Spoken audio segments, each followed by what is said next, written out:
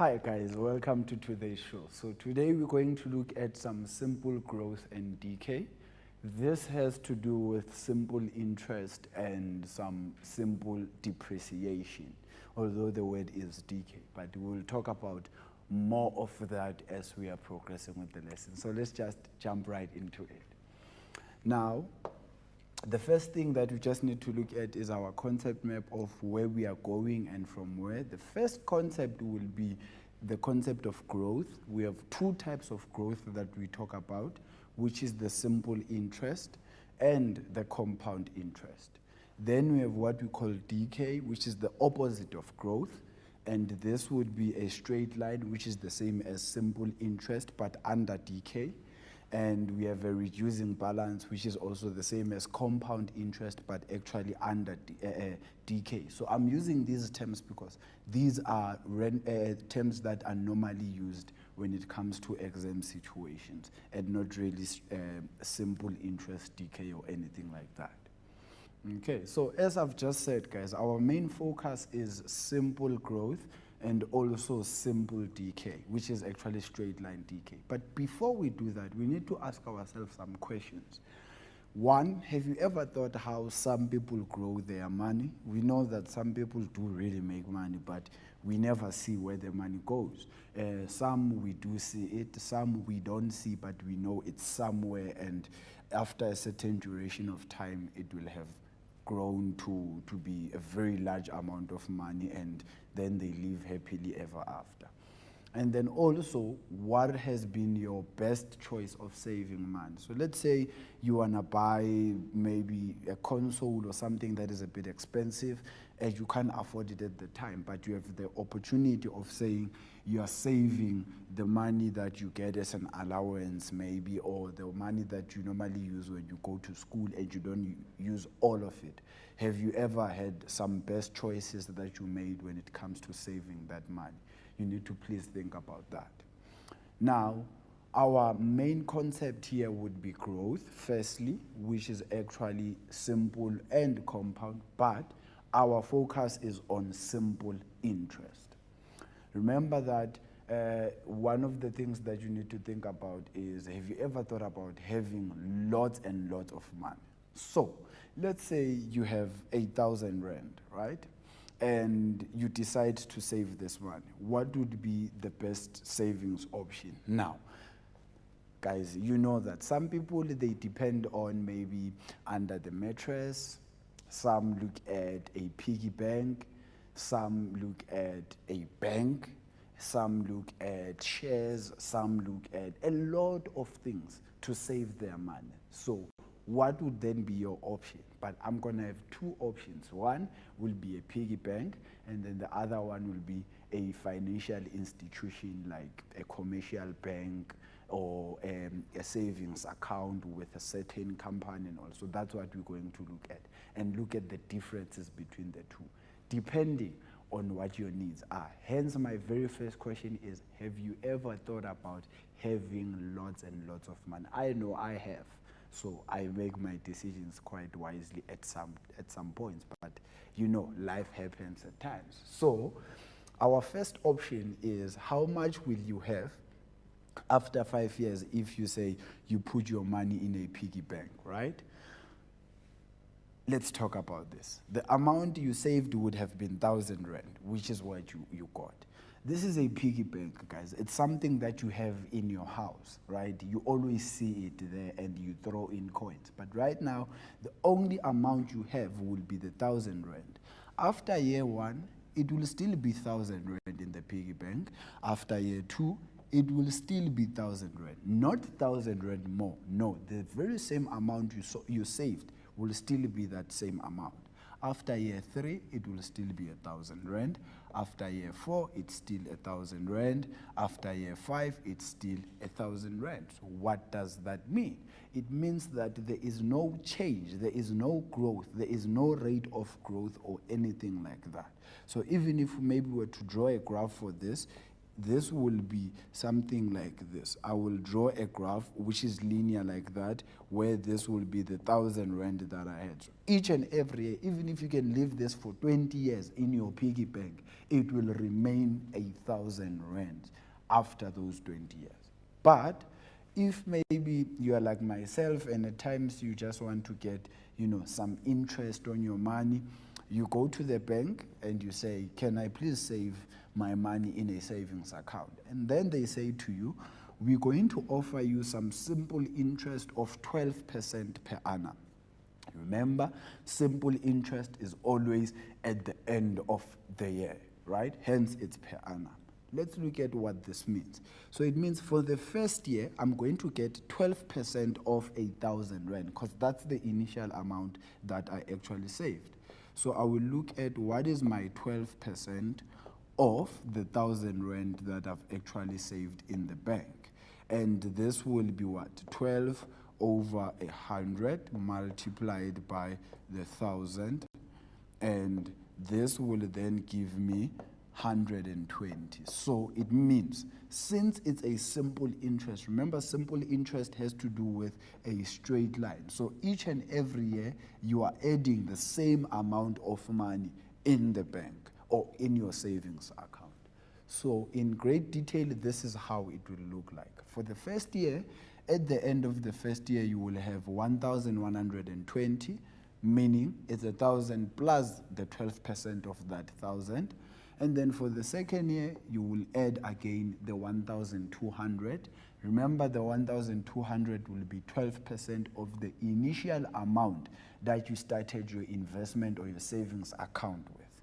Year 3, you add 120 again, which will go to 1,360. Year 4, you add again 120. Year 5, you add again 120. So if we go back to the previous one, you can see that for the duration of my investment or your savings account, you're going to have 120 multiplied by 5, right? Which will actually be 600. And that's how much you are going to get as interest on your investment or on your savings account of 1,000 rand for 5 years. So what we're talking about, you will be looking at exactly the term and length of time with simple growth, and not necessarily a piggy bank or a mattress like some people do. There is what we call a principal amount. There is what we call accumulated amount, which I know you know that it's when after a duration of time, the amount that you get from the bank plus the initial amount that you saved will be the accumulated amount. Now we have one word, appreciation. I added this one because I want you to understand something. We're going to talk about depreciation as well. So with depreciation, it's the opposite of appreciation. I know appreciation, you're thinking it's us clapping hands and giving someone Thanksgiving or something because they did something good. But in this concept, that's not what we mean. Appreciation in this concept would mean growth, right? So something going up. So appreciation would be an increase in the investment or savings account that you have. And then the opposite will be depreciation, which is something that we're also just going to talk about now. Now, there is what we also call the interest rate. That's how much the bank is offering you. With the previous example where you were given 1,000 rand, you saw that they gave us 12% interest, right? So that would be the interest rate. This mathematically, it actually looks like this, right? So the equation for this will be A is equals to P, open bracket, 1 plus I multiplied by N. And we know that our A will be the accumulated amount or the appreciation amount maybe. And then P will be the principal amount. I will be the interest that we spoke about. So just quickly to go back to that question, remember that you were investing 1,000 rand, right? Or you were saving 1,000 rand. And you were saving this at an interest of 12%. So that's 0.12. And then multiply, you are saving it for 5 years. So if you were to press this in your calculator, it will then be 1,000 rand there. I open my bracket, 1 plus 0.12 multiplied by 5, and this will amount to 1,600. So you remember that at the end we are left with, or you actually got 600 as your interest. So this would be what mathematicians have done for us to make life easy, that when we are calculating, we just go to the formula, punch in the values. You just need to know what is what on the formula. Let's look at maybe one more example of this. So Sam wants to invest 3,550 for 5 years, right? So this would be the P value, the principal amount. This will be my duration, which is N. In a bank that offers him a savings account that pays simple interest. Simple interest, that's important of that. Now, guys, you need to look at keywords, please. Your keywords are what will tell you exactly what is it that you need to use in terms of the formula. So here they are telling us that the initial amount that Sam wants to invest is 3,550. They want to invest it for how long? For 5 years. What is happening here? The financial institution says, we give you a savings account, and the savings account will give you a certain amount of interest that is simple interest. So that's very important. Then we will need to know how much will then Sam have after 5 years of saving his money there. Now, how much will his investment be worth after 5 years, right? So what this means is, I will say A is equals to P1 plus I multiplied by N, right? Remember, I is the interest, which is the 12,5. N will be the 5 years. P will be the 3,550. So this is 3,550 into 1 plus my I will be 0,125. Multiply this by 5, which is for 5 years. Then let's just quickly go to the calculator and see exactly what this means.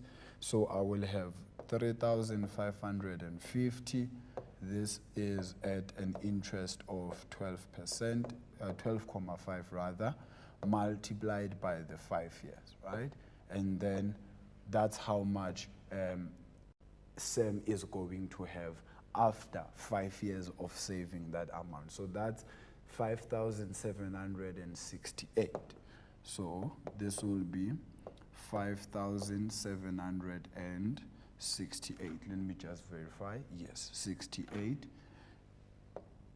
and 75 cents. Please remember that this is money, so you don't say comma 75.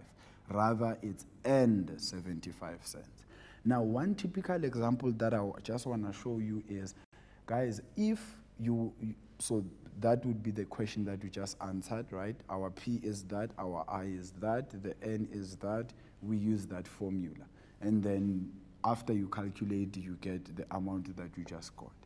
If you were to calculate and you find your answer to be, let's say, 2,520, 5 like this, and you write this as your answer, this would be marked wrong. Why? Because we're talking South African rands, and South African rands we don't have 5. Instead we have 50, which means 50 cents, or and 50 cents. So those are one of the things that I want you guys to please have a look at when you are rounding off. When they say round off to 2 decimal places, it normally means if there is a 0 after the number, you definitely need to include the 0, because it talks to the cents that we have, because this is South African money. Guys, that's all from me for now. Let's go quickly to an ad break, and I'll be back with some more. Stay tuned.